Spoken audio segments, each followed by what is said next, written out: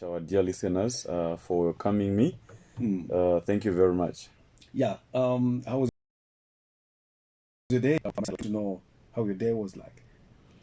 My day was very, very, very good. I had actually a very, very big schedule where I had to, to start with, I went to be like, I just took it easy, be at home with the kids.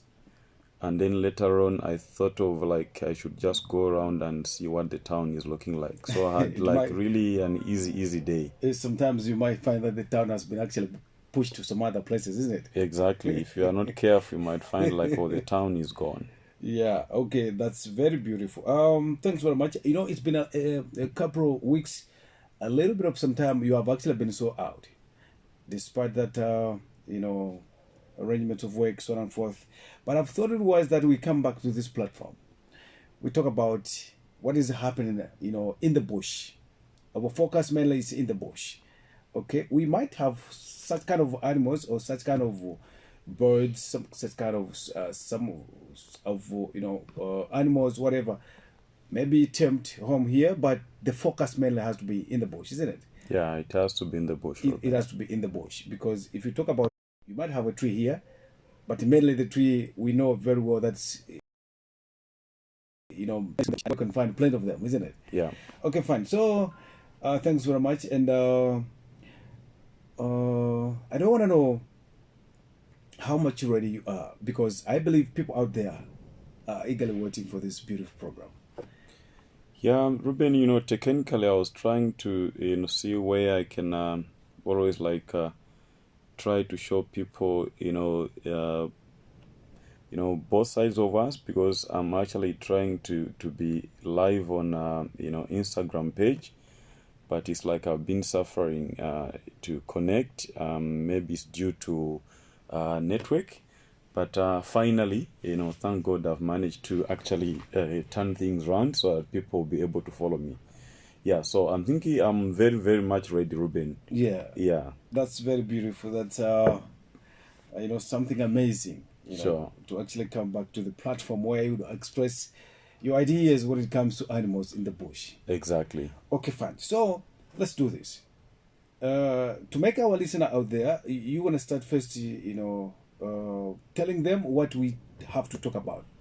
What sort of animal that we just have to talk about, probably from now to somewhere around 21 or 55, that's in brief.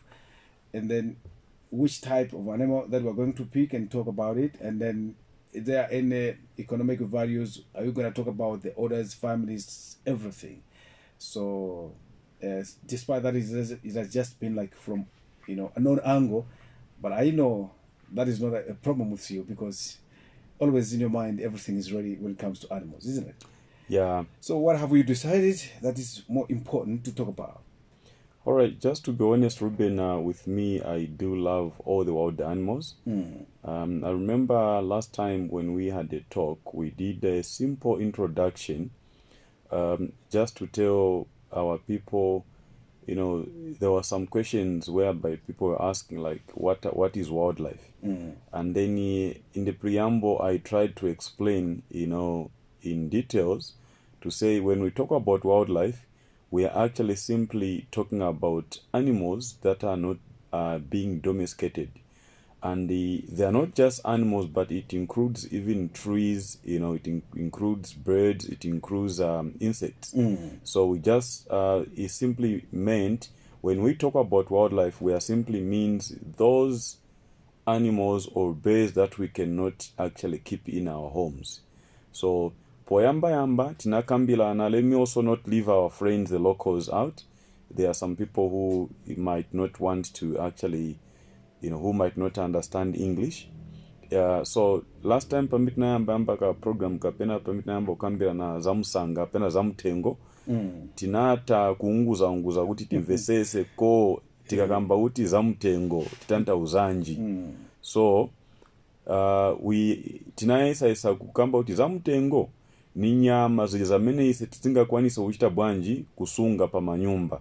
So sitingaiche mbuzi kuti ni nyama ya mutengo ai because mbuzi inkala na seo oroga pena chona ni wamu nyumba ng'ombe ni za munyumba so tikagamba oti za mutengo some other people say chona wa mtengere so tikagamba oti chona ni zumbwe so tikagamba nyama za mutengo oti wildlife tikatanda uza nyama zijaimu za mesi muli ololedwa kamesi munga kwanise kusunga pa nyumba.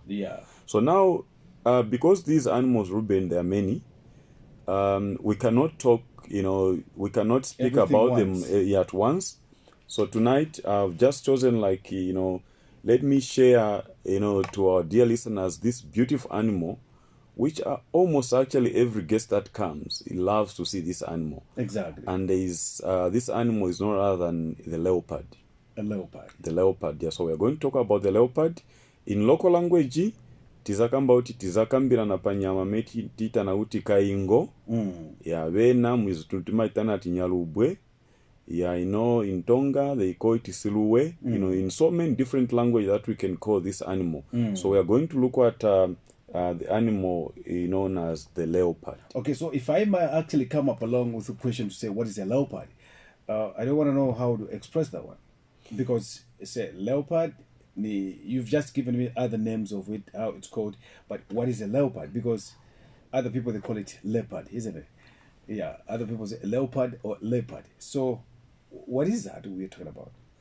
Yeah, exactly. Thank you very much, Ruben, for your question. I'm sure if people had also time, I'm sure they would have asked the same question, like, what is a leopard? Yeah. So don't be confused about the words. We'll still meet in spellings. Yeah, it's just the so you can call it a leopard, or you can call it a leopard. Yeah, all the same. So when we talk about leopard, Ruben, we are actually simply talking about the medium, sized wild cat. We're talking about the medium sized wild cat natively found in a variety of different habitats across sub-Saharan Africa and the Southern Asia. So tikakamba nyalubwe ni chona wamusanga wamene sali wamukulu maningi nso kapena waung'ono maningi koma uli na pakati uyu ni chona umozi wamene amapezeka mu madela yakumwela kapena ku Southern Africa ndiponso na mapatsi ena yaku Asia.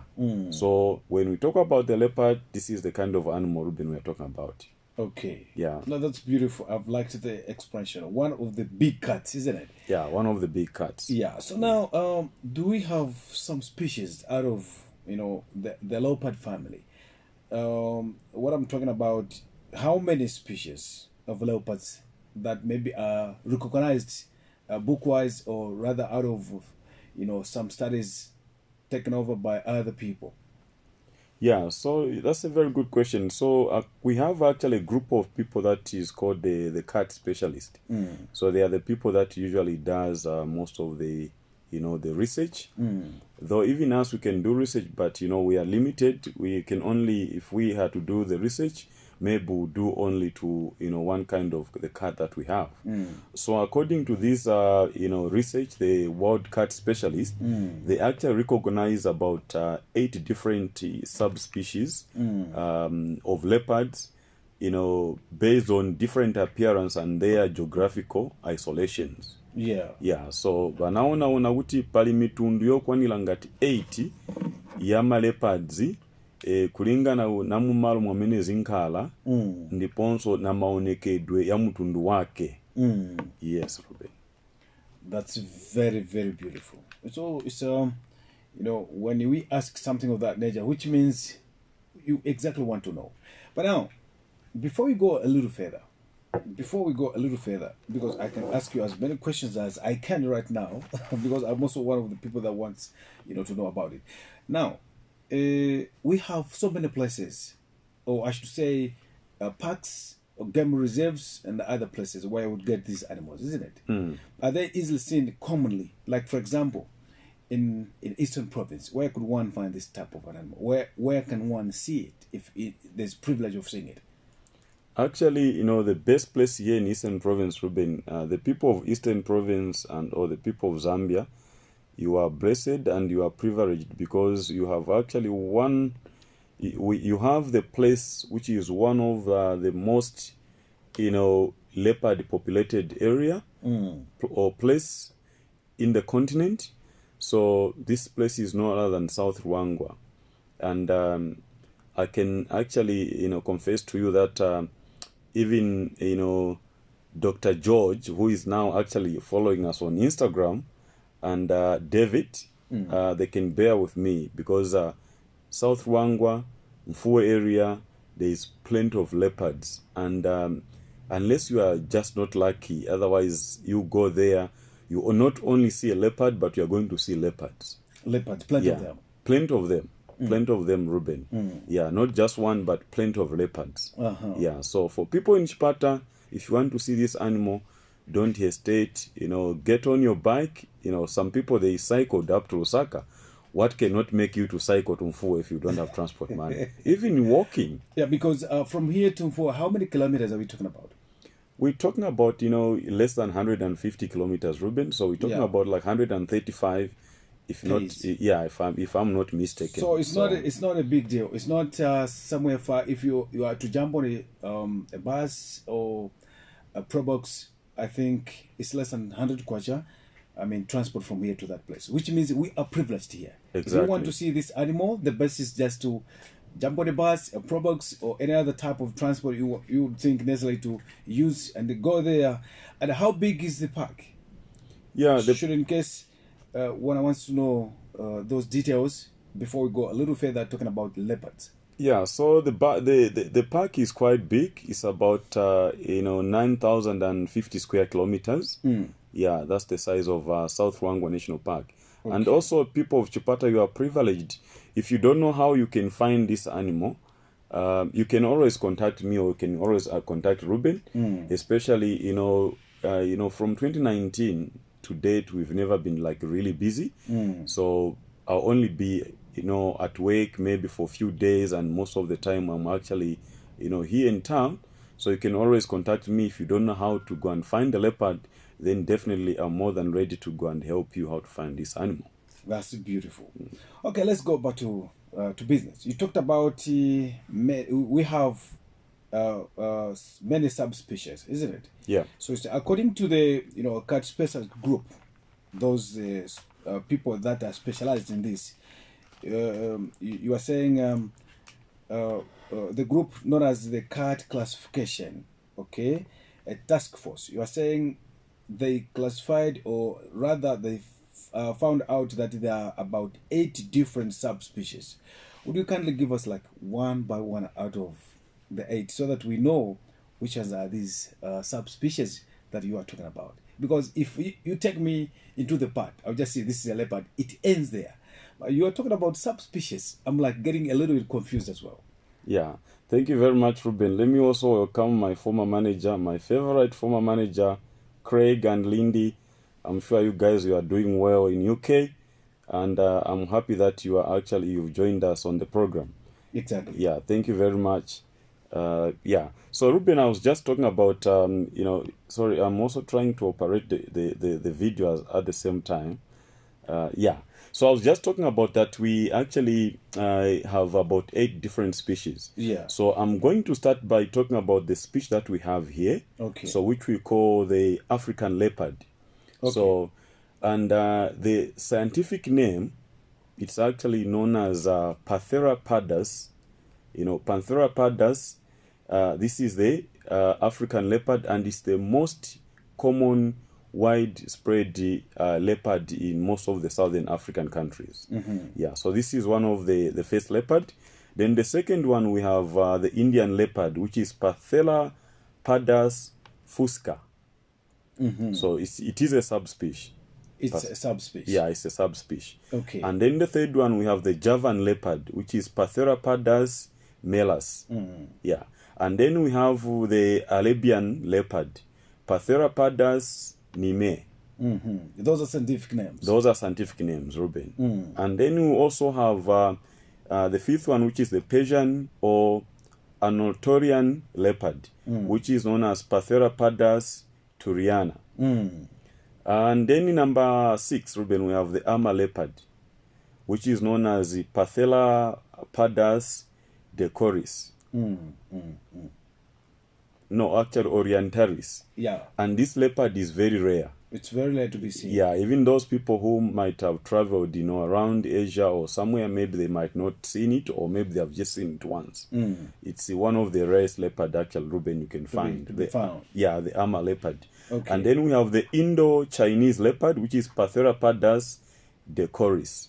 Yeah, and then the last one, we have the Sri Lankan leopard, which is Pathella pardus cotia. So these are different groupings of leopards, Ruben, that we have. Okay. So in case you go to some places like to Sri Lanka, don't be mistaken to say you've seen the leopard that is common here. Definitely that will be a different leopard. Even the markings, the rosettes they have on their body, they are slightly different, even the sizes. So that simply means that they are not one single species, but different, subspecies of leopards. Okay. Yeah. So I like the point to say we have to. There are 8 subspecies. All right, 8 subspecies. So now, in out of 8 subspecies, these other subspecies are found in different countries, isn't it? So I think I'm gonna actually stick on something that is commonly found here, that even if you go to South Luangwa National Park, you'll be able to get it, isn't it? Yeah. Which is, if I may use your scientific language, Pathella pardus. Okay, Pathella pardus. That one sounds to be African leopard. So I think we got to talk about this one, because I have to know that if I go to South Luangwa, how am I going to identify? How am I going to see, the Pathella pardus? I'm going to be using the word Pathella pardus in the bush now. I like the terminology. Okay, so would you kindly now talk about African leopard, which is Pathella pardus, So now, as you said, that this one is the most widely found type of, a subspecies in almost, I don't want to know whether it's in Africa or Sub-Sahara. So if we talk about it, would you kindly now start in arrangements, proper arrangements, describing it, the families, so on and forth, so that we get to know what we are talking about. All right. So like I always, say, Ruben, animals are also classified, in families. Like even us, people ask you, like, in which tribe are you, or in which kingdom are you from? Like here, the Ngoni will say, "Mufumira muchibaya chabani." Kodi mutoka kwaka pata moyo nkwaku. So even like even the animals, Ruben, they have got what we call the taxonomy, or we can say the scientific classification, to know exactly where they belong to. Yeah, what kind of food do they eat? How are they related to some other animals? Now, out of all the leopards that we've talked about, because I'm not going to dwell much, because people who come to South Luangwa, they will never ask me for an Ama leopard because they won't see it. I won't show them. So it's not there. It's not there. So I'll talk about the leopard that is very stable. These other, species are almost like going to an instinct and rare. So the African leopard, Ruben, is classified in as following. So I usually... So that's what you're talking about as being taxonomy. I'm talking about taxonomy or scientific classification. That's beautiful. Exactly.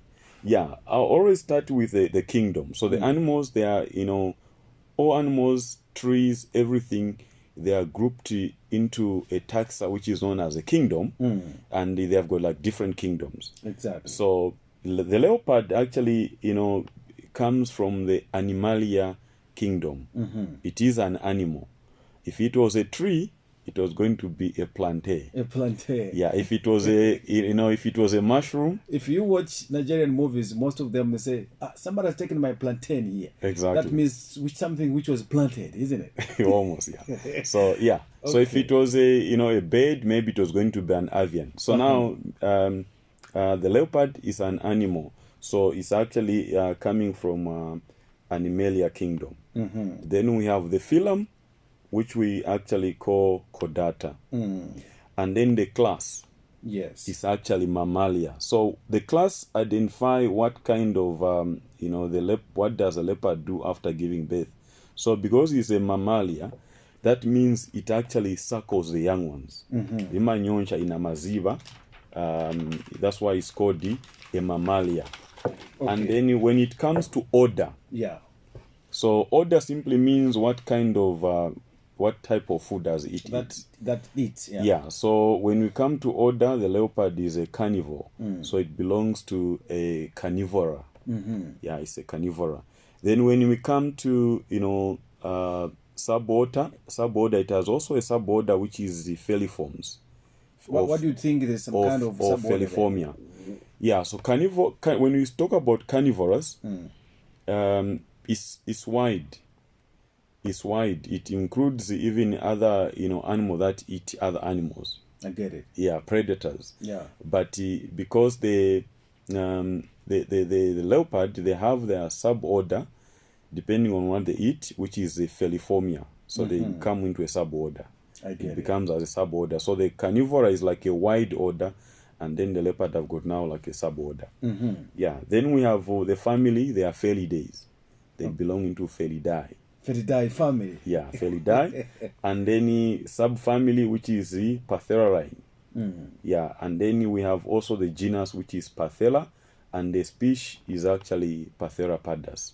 So this is their scientific classification on leopards. Okay, fine. So without wasting much of time, if you're talking about African leopard, okay, African leopard. For example, somebody has come visiting South Luangwa National Park, and then we are talking about having some subspecies, different types of of leopards. Now, how is one going to identify to say this is really an African leopard? How is one going to know about it? Thank you very much. We have another person who have just Nedra has just joined us. You are very welcome. And also greetings from Barbara all the way from Switzerland. That's great. You are welcome to the program. Yeah, Ruben, I always like, people, there are some people who even call a genet, like a baby leopard. Yeah. Yeah, well, they look the same. The markings are almost the same. Now, I just want to be precisely to our dear listeners and our viewers that the leopard, you will never actually, the fully grown leopard, you never mistake it to any other animal here. So the African leopard, Ruben, has a long, slender body, short legs, and stocky, and long tail. Yeah, which helps to balance in trees. So they have got short legs, stock legs, slender bodies, and then long tail, which helps them to balance in trees. How does that happen? Do you want to tell me that maybe the tail gets wrapped to probably some branch when wants like to fall, or probably it's used like that on a scale, whereby when you put it at the equilibrium point, both sides balances. I don't want to know how does that happen. Exactly. So they don't like wrap it to a tree or something. It's just long. When actually they climb up the trees, because of the longevity of the tail, it balances the whole body. I get it. Yeah, it's more like somebody walking on the string. We've seen those people, they call them the butlers. They always like balance with their leg, with their arms. Yeah. It's the same with the leopard, so the tail will be used actually to balance on that. Yeah. I get it. Yeah. Okay, yeah. So what is another identification point? The other identification, Ruben, is about the markings. Leopards have got spots, that they have, black and brown. We call them the rosette. Some leopards, the coat looks yellowish. Depends on the kind of habitat which they are found. Yeah, but mostly they have, spotted skin, and then usually the tip of the tail is white, short rounded ears, short brunt muzzle. So when we talk about the muzzle, we're actually talking about the mouth. Kapena kamwa, nikaka fupi, sikatali maningi. And then it's an animal that is not like very, very large or huge. As I said, the body is slender, and then it's about maybe, between 7 to 75 centimeters, high. Yeah. So that's the kind of animal we're actually looking about. So whenever you see an animal that looks like, the way I've identified it, just know you've actually seen the leopard. Yeah. So that is exactly when you go into in the park, I should say, like South Ruangwa National Park. So when you see a leopard that has got the slender body, short legs, a lot more things. Maybe the tail is long with some watch tips.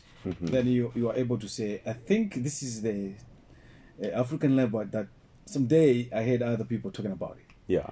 That's great. So now, animals found in the bush. Okay, you go into the park, whether game ranch, game reserve, everywhere. That's bush, isn't it? So those animals are found there. But now, they also love some places where they, like feeding or grazing from. Yeah. Or rather, places that they are commonly found. So maybe that, if I may use your word, I would talk about habitat, isn't it? Yeah. Yeah. So would you kindly tell me exactly the habitat for leopards? All right. Thank you very much, Ruben. So, animals can be, they stay in habitats, and then the habitat of an animal can be can be called maybe a home range, or can be called a territory. Yeah. So a territory is a kind of habitat where the animal defends against other animals of the same species. I get it. Yeah. So not that for example, if the lion comes into a leopard territory, yeah, there might be a kind of some quarrels because those guys are competitors, but mainly the leopard will not be bothered much. Maybe will just climb up the tree and then sees leopard. But if the leopard sees another leopard coming into that area, there will be a big fight. They are competitors, and also they cannot live together. So now leopards can be found in so many different habitats, Ruben, provided there is a good source of cover, availability of food supply. They can be found in tropical rainforest, tree-lined savannas, bare deserts, and mountain highlands. So leopards are one of the animals that have got the widest, kind of habitat. So you can find them in tree lines, in the deserts. You can find them in, mountain ranges. I was even surprised one at a time I was driving from Lusaka, between Silverest and Chongwe there, Mumayadi, in the middle of suburbs, there was a leopard in front of the car. I was like, where does this guy stays? So they have got, different varieties of habitats. As long as there is actually plenty of food, they have got a place where they can hide. Leopard will live there. Yeah, so this is the kind of habitat where you can find the leopard. That's very beautiful. So you have to be very much careful when you're driving in the park.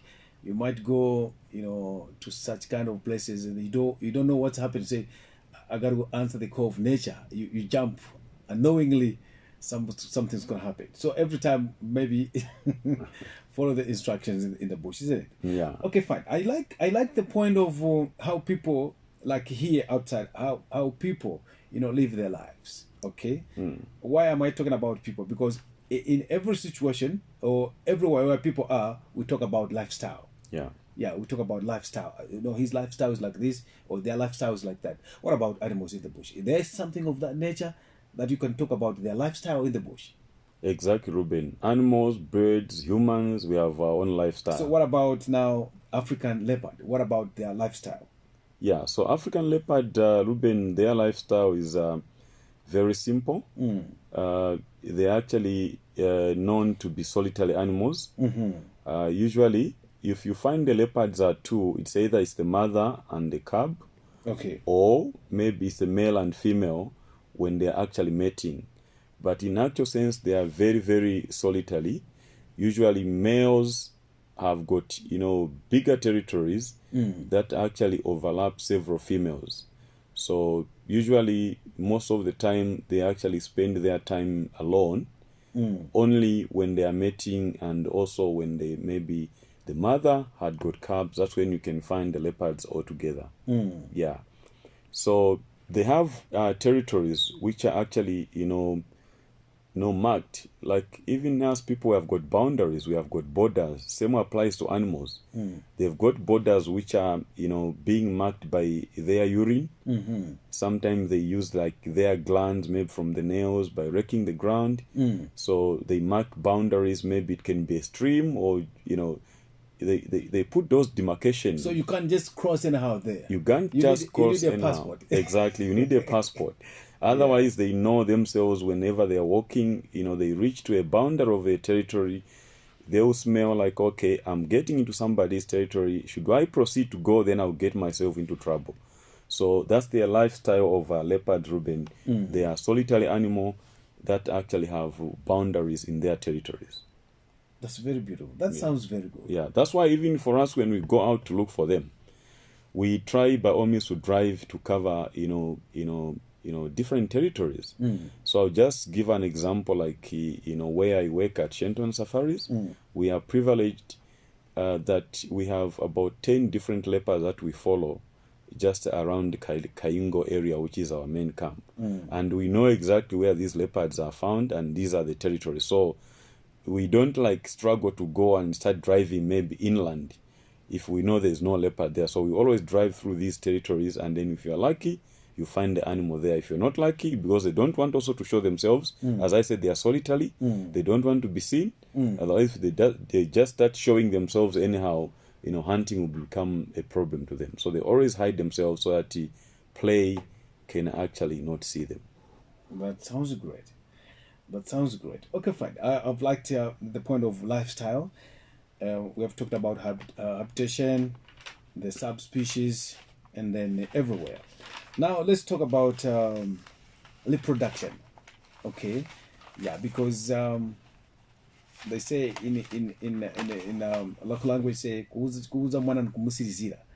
Yeah, if you want to know something better, it's better you are told the truth about the thing and the whole of it. I mean, the whole life, everything. So now I'm talking about reproduction. If I may ask you a question, that do leopards have the distinctive breeding season when it comes to reproduction, that is? Yeah, so Ruben, leopards can actually breed at any time of the year. Yeah, there might be some other places, but based on the information that I have from South Rwangwa, they can breed at any time of the year. Yeah, so usually the breeding interval is they breed every after second year. So Okay. for example, if they give birth now, that means the whole of this year, the cubs will suckle for like 18 months, and then later they are weaned. Then the mother will only conceive again the second year. So what happens when the female comes into heat? She will actually start looking for a male. So she will advertise herself by calling. And then she'll be calling, and also like spray on trees, put up the urine. Animals, they have like an extra sense which humans we don't have. I think it's us, the primates, who doesn't have that. Most animals, when they want to find a mate, they use actually what we call flaming.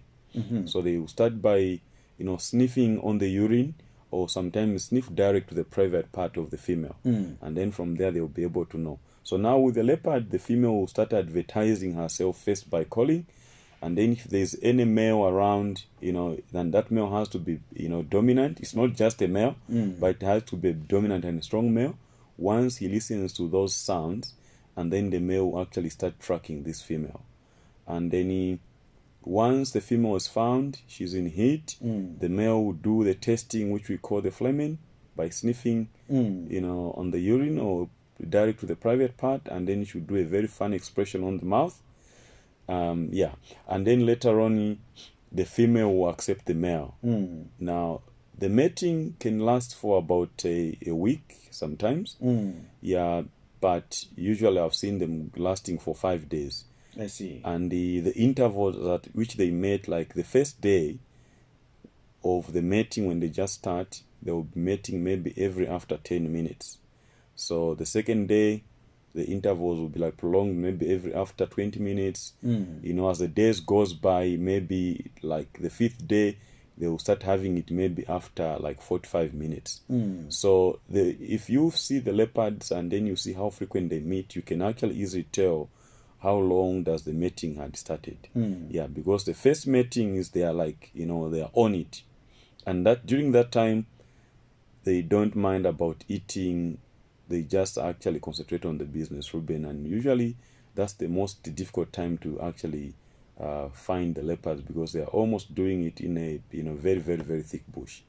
Yeah. What about the gestation period? How long does it get after a female gets pregnant? I'm talking about the gestation period. How long is it when this one is pregnant? So gestation period is actually quite short compared to the herbivores, animals that eat grass. The herbivores can have like a long gestation period, because finding food for them is not difficult. If you are an impala, you are pregnant for 6.5 months, you can easily be picking up flowers of sausage trees whilst you are lying. But with the leopard, they have to stalk, they have to hunt, they have to chase their food. So the gestation period is very, very short, which is about 3.5 months. Okay. And then afterwards, babies can be born. I've seen leopards giving birth to 3, but the 2 are the common ones, and sometimes 1. Yeah. That's very good. Also, what about when maybe the cubs are born? How many kgs approximately would you suggest, or you'd think, say, it weighs about maybe 2 kilograms, 1 kg, something like that? I don't want to know. Yeah, leopard cubs, Ruben, are very, very small when they're born. Yeah, they actually weigh in approximate like 500 grams.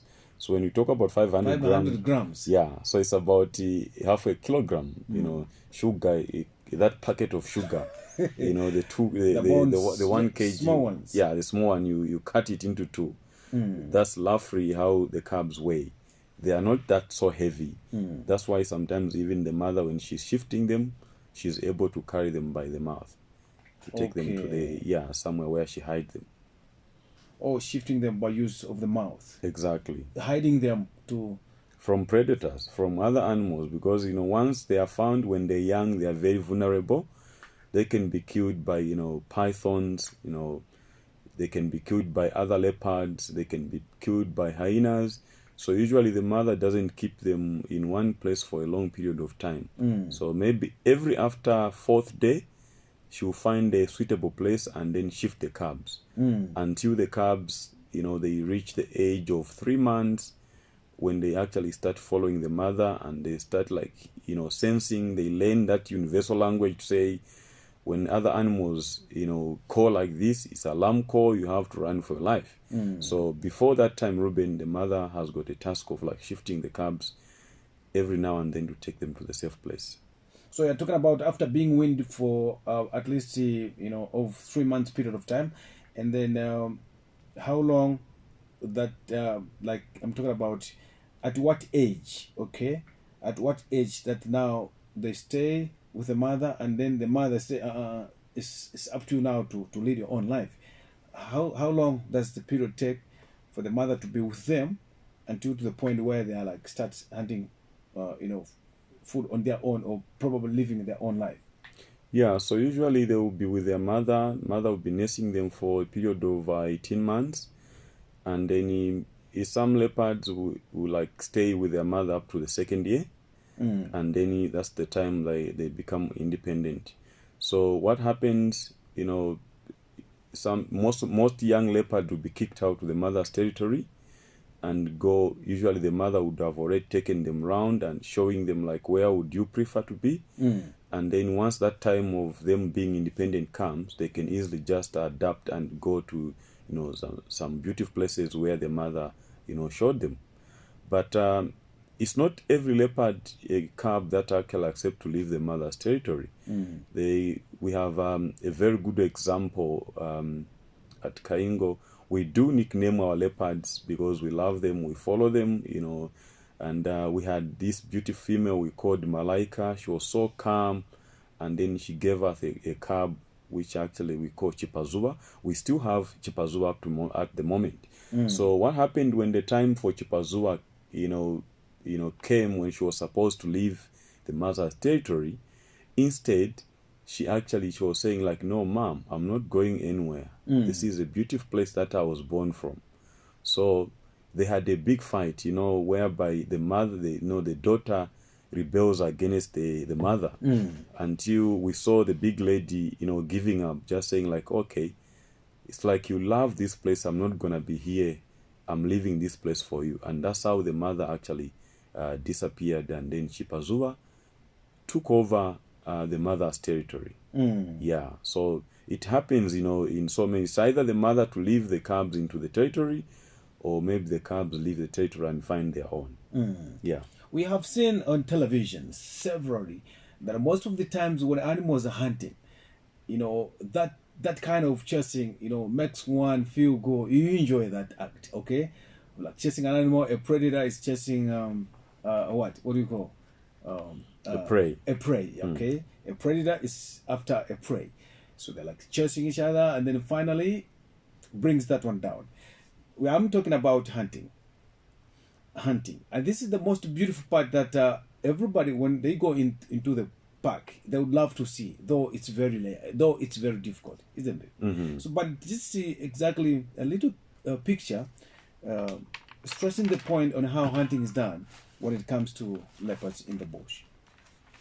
Yeah, so leopards, Ruben, they're animals that hunt solitary, as I said, and they are also opportunistic hunters.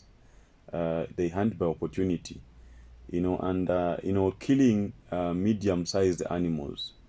So, they have their favorites. Mostly I've seen they prefer impalas.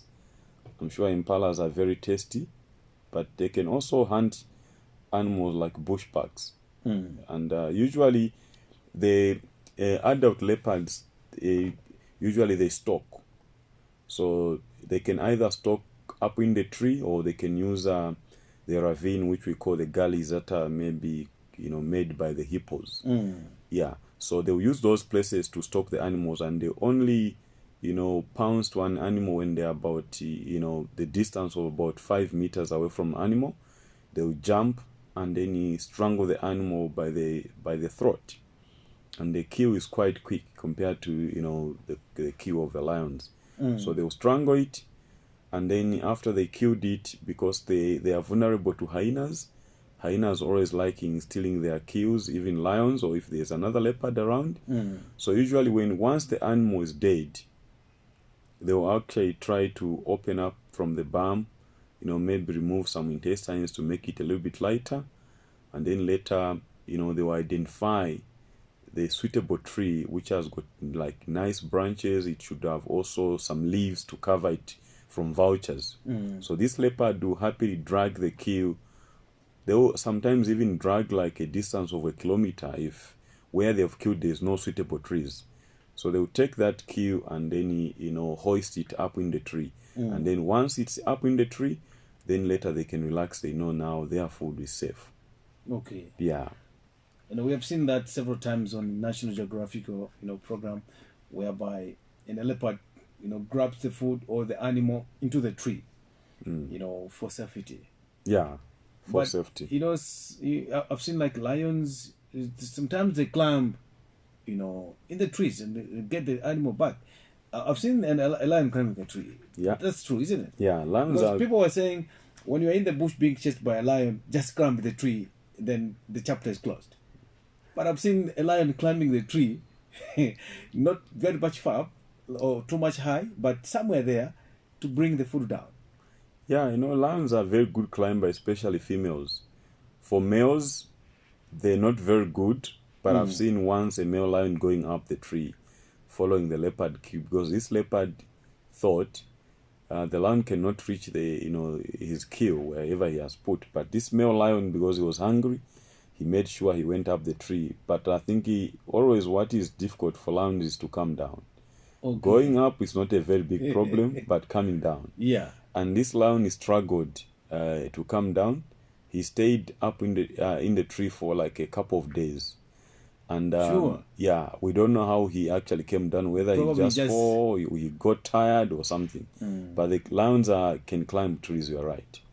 My goodness, Yeah. it's not something to get stories here. So it says from people, you want to end up being chewed by a lion in the tree. Exactly. I get it. Okay, now do leopards have some threats when it comes to predators, except one that you talked about, that especially the young ones are much vulnerable to predators, but do they have other threats except this?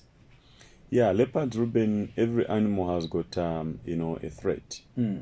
Yeah, so like the big threats of leopards, as I said, when we actually start talking about the young ones, their threats are when they are young, they can be killed by hyenas, and not only hyenas, even other leopards, like the males, if they happen to come across the cubs which are not theirs, they'll kill them. Jackals, hyenas, big snakes like pythons. You have big birds of prey like the eagles. They will take the young leopards. And then when it comes to adult leopards, their main threats are also like other leopards. During fights, hyenas, lions can also kill them. Places where they have got jaguars, they can kill them because these are competitors. And also not forgetting about us, the human beings. Yeah, we have people that actually hunt leopards because of their skin. And then this there is illegal hunting and legal hunting. Both types of hunting, to me, Ruben, I actually combine them to be like also the big threats to leopards. Yeah, so they have threats as well. Okay. Yeah. That sounds great. Now, as we are actually coming to almost to an end of the program, I want to know, we are talking about leopards, isn't it? Yeah. So, do these leopards have what we call economic value? Do they have economic value? Probably we just see them like animals, just stay in the bush, no any importance. But now you actually, after seeing how you live with them in the bush, is there any economic value that you would mention that actually the leopards bring along? Yeah, so many economic values, Ruben. As I speak here, I'm able to earn the living is because of leopards. Animals in the bush. Exactly. My kids are able to go to school because of leopards. For international airport, locals are able to see the plane, even if some of them have never been in the plane. It's because of leopards. We see tourists coming. We have beautiful schools that are being built around. Tar roads. Clean water. Last time I went with you to Mfu, surveying those boreholes that we gave to the local communities. Yeah, it's because of the leopards. Exactly, it's because of leopards. All those, Ruben, I can actually, the list is endless. It's long, it can go on and on. So leopards have got actually economical values that, some people, we don't think that they have. But when I mention all these, it simply means they have a very vital economic values. Tourists are coming, the country gets forex because of these wild animals. Yeah, so those are actually their economic values, Ruben, which they have. Yeah, they provide employment. People are employed as safari guides, like my job. We have drivers, chefs. It's because of the leopards and other animals. Yeah. So according to probably the what we call IUCN, all right, IUCN. I don't want to know the population of these animals. Do you have any estimated number that maybe they are left, like in South Uwangwa? Yeah, like to be honest, Ruben, according to the IUCN, as you said, these animals, they're actually considered to be the number itself is like not guaranteed, but just the estimate. Every time we say in South Rwanda we might have like a very very good number, and the estimate is they say in every 3 kilometer square there's a leopard living. So if you are to calculate with the size of the park, you might say, yeah, okay, there are many. And then because of their solitary kind of living, sometimes it's very difficult to give you like the clear figure to say how many do we have. Yeah. But otherwise, what I can say is I think their population is slightly stable compared to like these other animals. And what do you think is necessary to conserve them? It is very necessary, Ruben, because every time if you just open to people to say, start killing them, you don't know. As we said, most of the numbers are just approximation. We don't know how true we have these animals. So it is very important we to look after them jealously. We conserve them so that even our future generation will be able to actually see these animals. Because if we just become careless, okay, let's kill because there are many, then we'll regret by the time we realize they are no more. So it's very important to tell even the community around, say, don't kill them. Exactly. Because you have already put something important about economic value. It's not all about maybe seeing somebody seeing somebody benefiting by getting employment, but there are plenty, as you said. So it's very important also to conserve them for the sake of like other economic values values that are endless on a list that would benefit somebody tomorrow or the other day. So that's very good. I know this is exactly the end of the discussion, but now what's your final remark on this one? So for my final remarks is we are very, very like Ruben and my dear listeners. For us to make sure that we guard these animals, we should discourage the trophy hunting, and then also let's encourage one another. Whenever we see these animals, let's not see them as our enemies. We have people that keep livestock. They always think these predators are actually their enemies. So let's give education, especially coordinated environmental education programs on leopard conservation, especially in schools and in the villages. By doing so, it will help to actually conserve these animals, and then that means our country, it will bring more tourists, and then when more tourists come in the country, there is more foreign exchange, or forex comes, and then it will actually better our lives. Our kids will go to school in UK because by then we have a lot of money that comes through these animals. So it's all about conservation, and conservation, it has to start with us, Ruben, not with anyone else. It has to start with me, and it has also to start with you. When we do this as together, that means we are going to protect our wild animals. As I was saying, some species of leopards are like going to an instinct.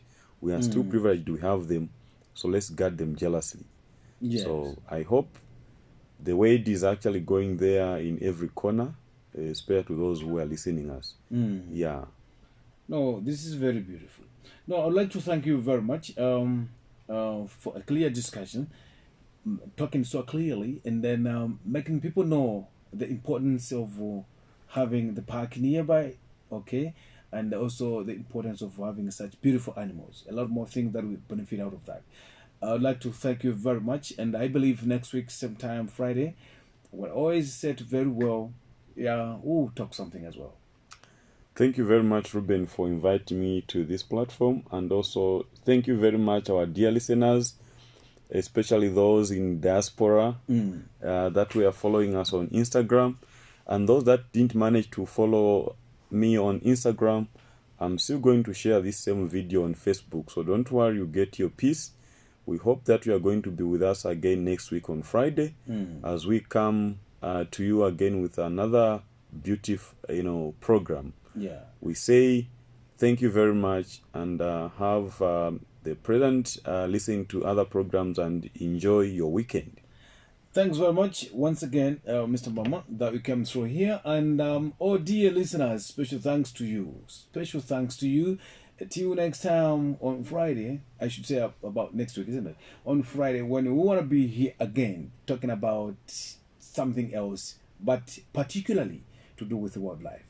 We love you all, and keep listening to Feel Free Radio Station 90.1, the frequency you are fighting at tonight.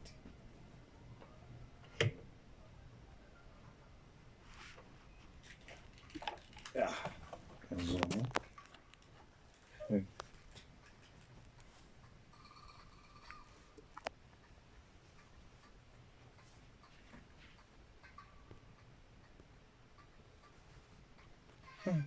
Naona kuti vazungu vambiri angena lero